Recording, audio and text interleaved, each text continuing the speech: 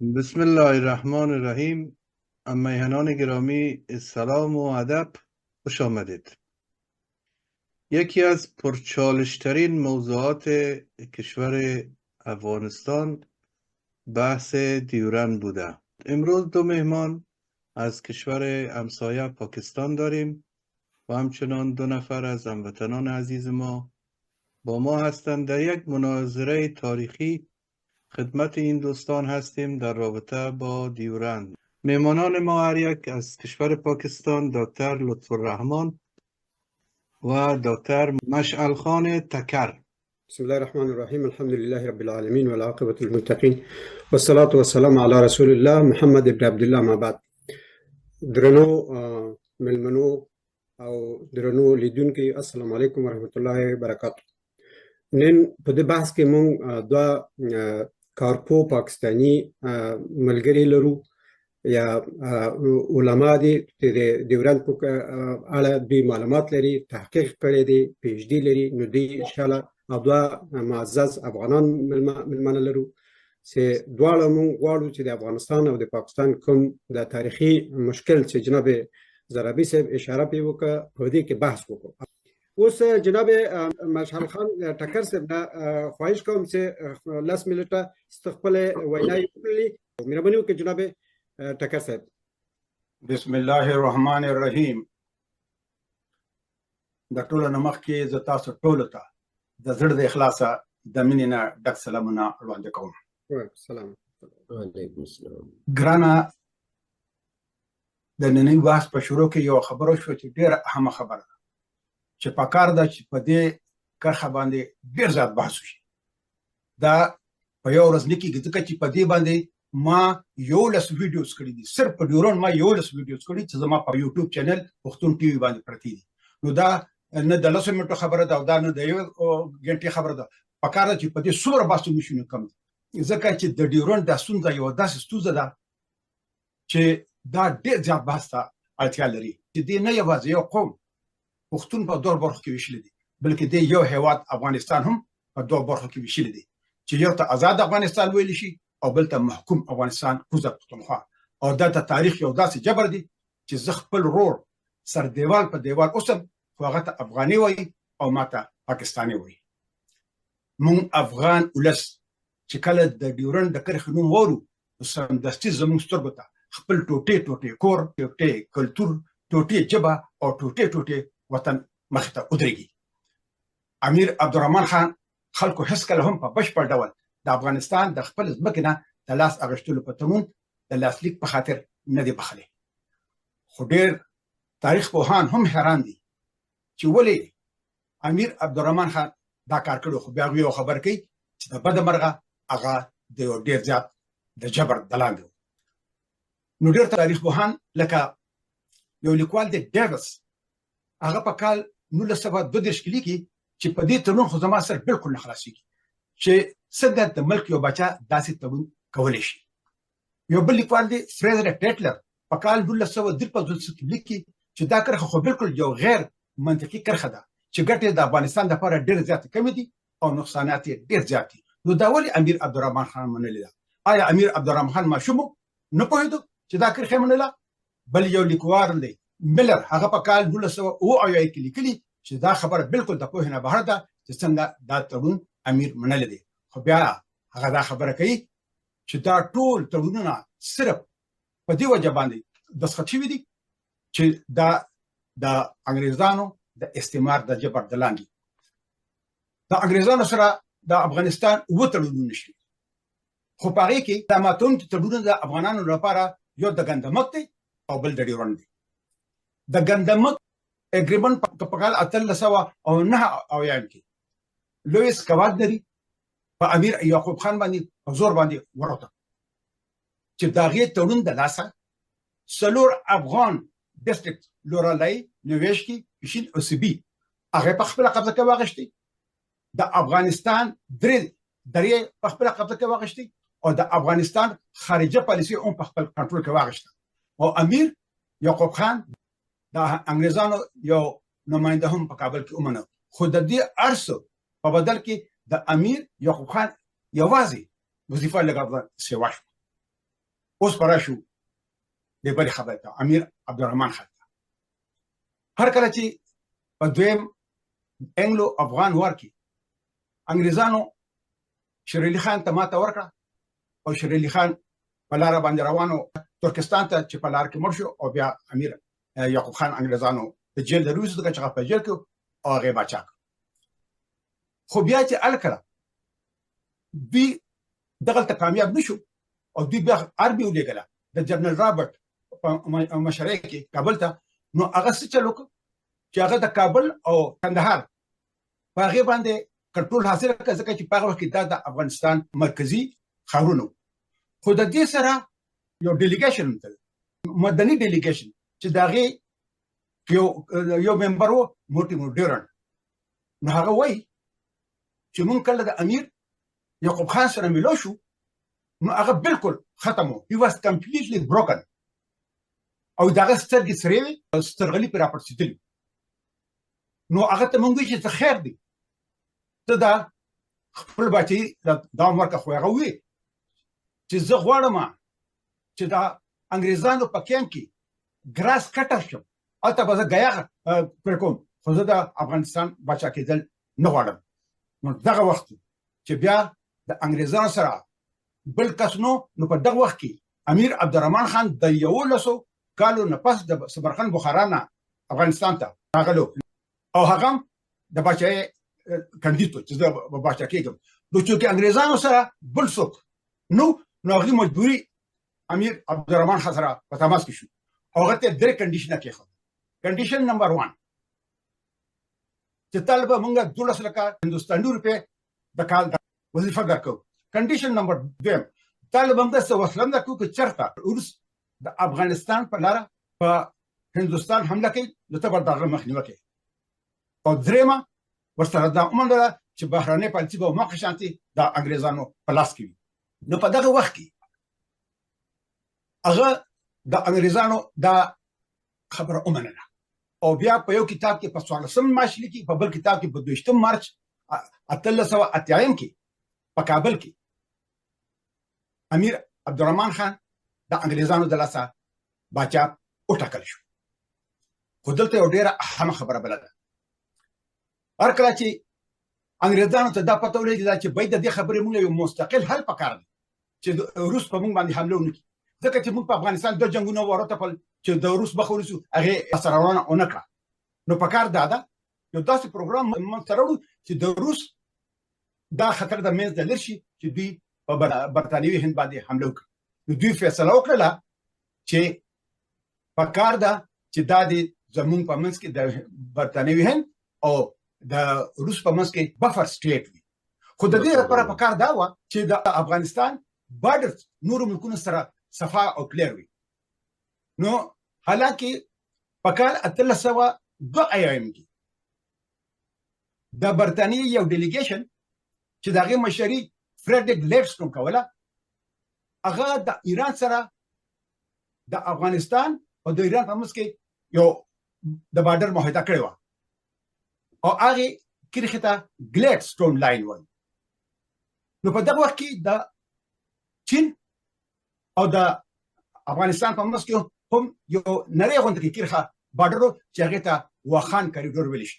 خو د هغه نه دغه ته هیڅ یاره نه و انګریزانو ته ځکه چې په هغه وخت کې د چین چې کوم مشر چیان کای شیک دغه سره د برتانوي هند ډېرې ښې اړیکې وي نو بیا په کال 1840 کې د برتانوي استعمار او د روس استعمار په منځ کې د افغانستان او د روس په منځ کې په بارډر باندې خبرې شروع شوې په کال 1880 کې اخري پروتوکول د صدق او په کال 1880 کې اوفیشلی سرکاري تور دا اعلان شو چې اوکسس ریور با د امو دریابه افغانستان او د روس په منځ کې بارډر وي څه ګرامي تاسو یو ملت وخت لري صاحب برحال زه خبره دقیق خو بیا ته ولا خبره کومه چې درې د افغانستان علاقې اقربات الذوالفقار او د پایدا هغه روس ورکه چې اوس دغه په قبضه کې دي د ترکمنستان خو زه یو بل خبره کوم خبره زدا کوم چې دا ټول فیصله به کېدل نو په دې کې یو وخت هم د افغانستان د دولتونو نماینده نه ناس بلکې افغانستان یو ویک یو کمزوري وطن نو دوی ته به انګريزانو بیا وروسته وایي چې دا ستاسو نوی بارډر دی او هغوی به بیچارهګانو منلي. خو چې هر کله دوی د افغانستان خبره چاپېره کړې نو بیا دوی فیصله وکړه چې اوس مونږ په پکار چې زموږ د افغانستان سره او د هندوستان په منځ کې د یو بارډر وي. نو د دې لپاره دوی څه چل شروع کړ. د دوی لپاره دوی د بچا چې کوم عبدالرحمن خان په هغه باندې پرشر اچول شروع کړل. نو یو بیلي دغه نوم نیوله د امیر عبدالرحمن خان بیا خپل ریلوے ټریک کوټې ته ورسو چې د هغې نه به دوی په کندهار باندې حملې کولی شي. بیا په خبري علاقو کې په اورکزۍ او مومند اجنسۍ کې سلاحي نیولي چې د هغې نه به دوی په جلال آباد او کابل حملې کولی شي. نو امیر عبدالرحمن خان ولګېد. تاسو ته ورکوو صاحب ستاسو وخت تکمیل شو انشاءالله. خو زما خو ماله اوس یو 2 منټه راکړه بس دا خبر دلته ختم 2 منټه. نو امیر عبدالرحمن خان مجبور شروع کړ. هغه وخت وایسرای لال ډفرن ته خط ولېږي تاسو څوک راولېږئ چې زور سره دا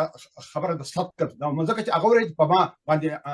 برتانوي هند حمله کوي. خو هغه جواب ځکه ورنکړ چې دغه وخت ختمېدو. نو خو چې په کال 1888 کې لینډون هغه په ځای باندې وایسرای شو. نو هغه لا خط بیا ولېږه د سالټر پاین په ذریعه باندې هغه ته خط ولېږه. نو هغه بیا موټي بوډیون راولېږه په اکتوبر کال 1893 کې. ډیورلینډ په 12 د نومبر کال 1893 کې وکړ. خو په دغه وخت کې نه امیر عبدالرحمن خان یو خپل واک بچاو او نه افغانستان د خپلواک وطن و. ځکه چې امیر عبدالرحمن خان د هغوی وظیفه خوار و او د افغانستان بهرنۍ پالیسي هم د هغوی په لاس کې وي. نو هغه خود مختار نه خو په هغه باندې دا ورته کړل شو. بله خبر دلته کوم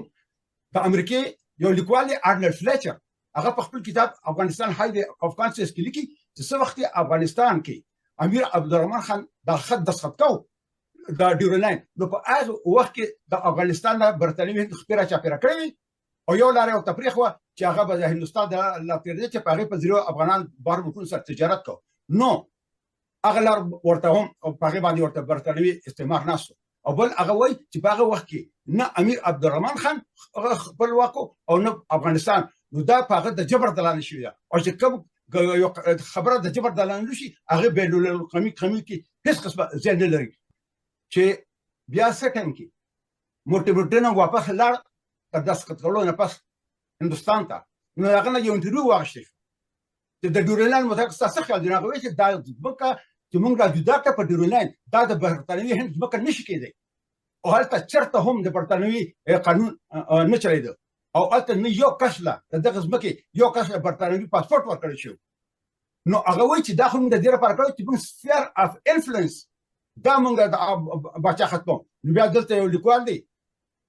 پروفیسر دی اف انټرنیشنل لا اینڈ انټرنیشنل ریلیشن په جنیوا یونیورسيټي سویټزرلینډ کې ګوانډي د سټپانو هغه لیکي چې کم تړون د سفیر اف انفلوئنس لاندې وشي نو یو د ستکون تم دا اختیار نه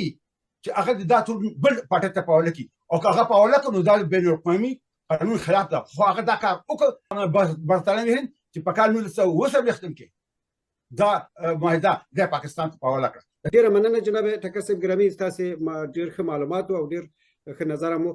ټکر صاحب ګرچې مخکې 15 منټه دریم 4 منټه او 10 سکند خبرې وکړلې خو بیا هم د احترام په تور سره د 15 منټه وخت ورکوو او زموږ بحث طویل شوی دی. ان شاء الله نور بیا وخت ټاکو بیا نور بحثونه پې کوو. تاسو مهرباني وکړئ 15 منټه نور هم خبرې وکړئ. مهرباني وکړئ. یو خو زه دا خبره کوم چې تاسو کوم خبره وکړه نو زه په دلایلو چې کوم خبره کوم ما 2 میاشتې په برټش انډین لایبرري په لندن کې تیر کړی دي او ما سره هر یو کاغذ موجود دی او داسې ما سره نه موجود تا کاپي لګېدلې چې دا اصلي کاغذ دی او ما دا سره وړي او بیا چې زه په کال 2012 کې دغه ته لاړم هیګ ته نیدرلند ته انټرنیشنل کورټ اف جسټس ته نو چې البته د تم کې وکیلانو سره ما خبر وکړه او هغه ته ما یو بکس کاغذات بزاس وروړو په ځکه ټیم یې سره ټیم تیر کړو نو هغه ته چې ما دا خبرونه هغه سرونه ونیول د افغانستان سره د ځمکه ډیره زیاته چې دوی د خپل ځمکه تاسو کوي او ما ته وی تاسو سره ارسه برابر دي خو دا کار ته نشي کولی دا به د افغانستان دولت کوي. نو بل د هانګ کانګ خبرو شو. هانګ کانګ کې هم وخت نور تعین شوی د هانګ کانګ او د کولون چې انګریزانو په مس کې کما دغه شو نو پای کې وخت نو تعین شوی. نو بیا چانه ورته کې انګلند ته چې موږ ته دا د منلو وړ نه ده په کار چې په دې بیا د سره خبرو شو خو هغوی لس کاله هغوی له ورته بس په دې خبر کوو خو چې بیا مارګرېټ تیچر دغه ته راغله چین ته د ډن پیاوشانګ د چین چې کوم مشر هغه ورته ته به دلته ناست یو په دغه باندې ورځم په هانګ کانګ ورته مدانې اخلم او خدا خبره دا کړه پس دا چې زور راغی نو هغه ورسره دا خبره وکړه چې بس چې تاسو ته موږ افغان کو خبره زور ته راغله بل خبره ده چې زه یو څو خبرې هغه خبرې کوم چې کومې زه بیا دا خبره کوم چې دا خبرې ما سره ثبوت موجود دي او د برټش انډین لایبرری هغه کاغذات ما ځان سره وړي بل دا چې کله په کال 1893 کې ډیورنډ د څاچونو دغه نه 15 کال وروسته د کال 1898 د فروری په 8 نیټه د برتانیې راتلونکي لومړي وزیر ارتور جیمز بیلفورد په هاوس اف کامن کې د ډیورنډ په کرښه باندې ټینګار وکړ چې دا منل شوی سرحد دی خو 15 ورځې وروسته سمدستي د کال 1898 د فروری په 13 نیټه د هندستان د بهرنیو چارو وزیر لارډ جورج هیملټن د ولسي جرګې د استازو مجلس ته خبر ورکړ چې د ډیورنډ د تړون اصلي هدف د افغانستان د نفوس د اړوند سیمو د حدود ټاکلو دا سرحد نه دی نو آیا دا کافي روښانه نه ده چې د بهرنیو چارو سکرټر څرګنده کړه چې ډیورنډ د سرحد په اړه نه دا یوازې د نفوس اړوند برخو په اړه د ډیورنډ کرښه اړوند په برتانیې کې داسې غږونه هم وو چې د ډیورنډ تړون په بشپړ توګه غندلې وو چې په هغه کسانو کې یو د کورونو چارو بخوانی وزیر او راتلونکي لومړی وزیر ښاغلی هربرټ هنري اسکویت وو اسکویت د کال 1898 د فروری په 15 نیټه د ولسي جرګې په یو بحث کې وویل چې د ډیورنډ تړون یو منفي تړون دی د نفوس څخه یو خالص منفي مفهوم دی دا اخر څه معنی ورکوي دا په دې معنی ده چې د دوه قدرتونو ترمنځ د تړون له مخې موافقه کوي چې دوی به د یو بل په څاهو کې مداخله نه کوي مګر دا د نړۍ په نورو قدرتونو او ملتونو هیڅ قسم اغېزه نشي کولی او بل دا تړون د ډیورنډ دواړو خواو ته په میشت قومونو باندې هم هیڅ قسم اغېزه نشي لرلی ځکه چې دوی د تړون غړي نه دي او دوی هیڅکله هم خپلواکي انګریزانو ته نه ده تسلیم کړې بل موږ د څو سرحدي قبیلو تر شا ولاړ یو د امیر سره تړونونه کوو چې هغوی باید یو ځای بل ځای ته لاړ نشي اخر په کوم منطق ترور ضرور جدا کې دا د دوی حیثیت ډیر زیات زیان رسوي نو دا یو داسې نظریه وړاندې کوي چې د نړیوال قانون عام عدالت او عام احساس سره مساوي مخالف ده د نموړي د څرګندونې له قانوني او اخلاقی پلوه د ډیورنډ د تړون په اړه کلکه غندله وه او د هغه خفګان دا و چې پښتون ولس له انصاف نه محرومه شوی دی دوی متاثره شوی قوم دی او د ډیورنډ د تړون تر لاسلیک مخکې له دوی سره هیڅ مشوره نه وه شوې په کال 1893 کې د پښتنو د برخلیک پرېکړه شوې وه او د دوی خاوره په یو اړخیز ډول د یو اجنبي مورټن ډیورنډ لخوا ویشل شوې وه چې د دوی د دودونو میراث د دوی د ژوند د طریقو او د دوی د ورځني مبارزو څخه سره هیڅ خبر نه پښتانه تر دې بلتون پورې په سیاسي لحاظ بالکل سره په خپل منځ کې متحد وو خو د ډیورنډ د مصنوعي ویش دوی سره وویشل په ډیرو مواردو کې د ډیورنډ کرښه د دوی د ځمکو څخه په داسې حال کې تیریږي کوټې یو طرف ته انګړ بل طرف ته جومات یو طرف ته او چې کوم د قبله ودرېږي هغه یو طرف ته چې کوم د خلک موجونه کې هغه بل طرف ته دي یو کور یو طرف ته دی او ځمکه بل طرف ته ده ورور نه جدا کړي خور د مور نه جدا کړي اخر دا په کوم منطق دا د هغوی خبرې زه کوم چې زه تاسو دا کوم خبرې تاسو ته وایم دا هغه خپل سری ده چې ښاغلي اسکویت په ډېر غوسه کړی و او د مورټن د درغلۍ په وړاندې د ښاغلي اسکویت تورونه ډېر زیات سخت وو ځکه چې دا د دې لامل شو چې د نړیوال قانون عام عدالت او عام احساس سره په مساوي ډول د منفي نظریې وړاندې کول کې باینده کې به بحثونه لرو ستاسې بحثونه ډېر ارزښتمند دي تاسو مستند خبرې کوئ ډېره مننه جی کومه ته یو 100 سکند راکړئ مهرباني وکړئ دا څه دی چې که تاسو د ډیورنډ اګریمنټ ټیکسټ وګورئ هغه اګریمنټ چې په خپل آرټیکل بای آرټیکل وګورئ هیڅ چرته هم دا نه دی لیکلي چې افغانستان دا علاقه برټش انډیا ته ورکړه هغه صرف دا وایي افغانستان will let not interfere in سوات باجوړ and چترال درسته د جناب یو سکند رورا باینده کې په دې کې بحث کوو یو سکند راکا یو سکند ګوره په ډیورنډ کې دغه نه ده لیکل شوی سل کال نه دي لیکل شوی نو په ډیورنډ کې دا نه دي لیکل شوی چې دا د تل د پاره صحیح ده جناب at no time الفاظ دي at no time no time does not mean 1 century no time does not mean 1 ما کتل دا زنده ځان خبرې نه کوم ګوره دا د ډیره وړه معاهده ده او آرټیکل دی ګوره زمایم او article دی. جناب ډاکټر تشکر جناب کاکر صاحب سوال دا ده یو ملت تاسو مهرباني وکړئ دغه بحث مفید وو آینده کې دا بحث ته موږ ادامه ورکړو کنه مهرباني وکړئ یو ملت ما خو د خپل خبرو شروع کې مخکې ویلي چې په کار چې دا قسمه باسونه ډیر وشي دا تاسو ستون دي چې په دې سره بحث مو شنو کم دي بل دا جذباتي خبرې چې کوم دي کنه د دې نه موږ چې ټکیو ککرځي ویلي چې دا فن برد څنګه چې 200 کال مخکې پیدا شو بل 200 کال وروسته پیدا شو دې ته فن برد دا ټول جذباتي خبرې بل دا چې پاکستان زما دوه ځکه نشي کېدی چې هغه زما یو سل ویغ زره مربع کیلومتر په د عباسین د ګورن لاین په نولې او زما باندې د 200 کاله په دې باندې ور بلیږي چې هغه دا نه غواړي چې جذبه کې د پاولې شي او دا غواړي چې افغانستان د ټول عمر د دوی لاس تناسي چې په افغانستان کې دونه طاقت پیدا نشي چې د عباسین پورې د خپل ځمکې پوسټ پاکستان وکړي شي نو هغه چرته په افغانستان کې نه غواړي چې نوم داخله کو دی په خو کې دغه جوړ ک او د افغانستان لپاره موقتی ګورنمنت د ډاکټر نجیب نفس جوړ ک او بیا د پاکستان د ګلبدی حکومت په قبل باندې راکټي ورولي هم دا طالبان په قدرت کې راوستل او بیا د خلاص او تل په دوه کال د رايو کې او امریکا ته په لکه او 2 میلیارډ ډالر واغشت هغه موږ دوست کې دي نشي موږ زه خبره په زه ګوره د ګیر افغانستان مومنت بشرګرم ګام زه خبره په داګه چې زموږ خبر پر خوښ یعنی قاطعانه خبره کوي ډیره مننه چې د ډیورن نواله تر د عباسین پورې کم یو کس هغه په لار کې یو کپ برکه دي چې داس بکه د خپل مور غېږه بولي او لوی افغانستان خولي هغه زمانه سرتاج دي چې ډېر غوړي زمانه سره استاد بصراحه راحه یعنی په صراحت خبرې کول په کې راحت د ډیره مننه جناب کاکر صاحب